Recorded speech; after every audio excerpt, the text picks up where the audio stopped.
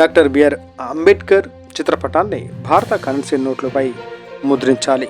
కాల్వర్ Ravi Indian National Congress నేత మరియు Telangana Andhra Pradesh Congress committee permanent invitee అయిన అతిక్ సిద్దికీని మర్యాదపూర్వకంగా భేటీ అయిన అంబేద్కర్ ఆశయ సాధన సమితి జాతీయ అధ్యక్షులు కాల్వర్ రవి వారిని దుశ్శాలువాతో సత్కరించారు.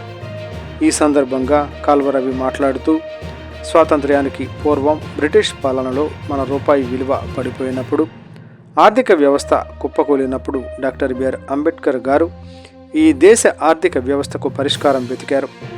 సగటు వ్యక్తి ఆర్థిక స్థితిగతులను దృష్టిలో ఉంచుకొని భారతదేశ ఆర్థిక వ్యవస్థను కాపాడడానికి రూపాయి విలువను కాపాడేందుకు రిజర్వ్ బ్యాంక్ ఏర్పాటు కోసం 1927లో బ్రిటిష్ ప్రభుత్వం ఏర్పాటు చేసిన సైమన్ కమిషన్కు సమస్య, దాని మూలం మరియు దాని పరిష్కారం అనే పుస్తకాన్ని అంబేద్కర్ గారు బ్రిటిష్ ప్రభుత్వానికి సమర్పించాడు.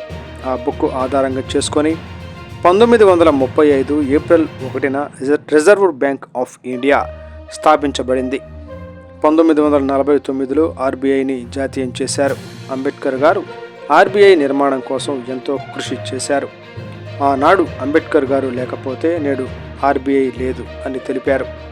అంబేద్కర్ గారి ఫోటో భారత కరెన్సీ నోట్లపై ముద్రించడం ఎంతైనా చారిత్రాత్మక అవసరమని అన్నారు.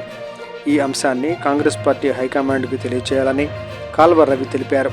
అలాగే ఈ ఉద్యమం 14 సంవత్సరాల నుంచి ఈ నరసరావుపేటలో ప్రారంభించామని, అనేక పోరాటాలు చేస్తున్నామని తెలిపారు.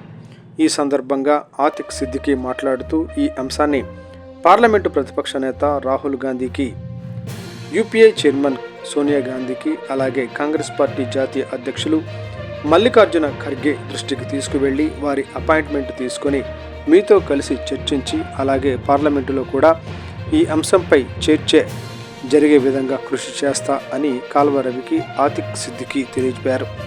ఈ కార్యక్రమంలో షేక్ ఖాజా గౌస్ పాల్గొన్నారు.